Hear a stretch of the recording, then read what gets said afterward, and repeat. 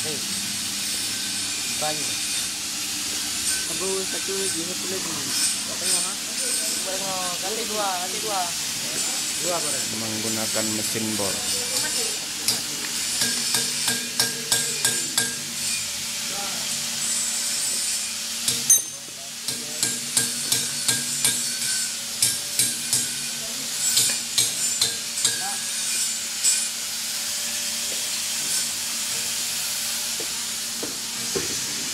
Kita titik dua. Ya.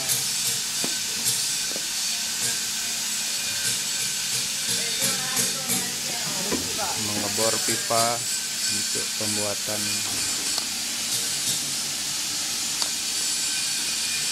garpu sampah.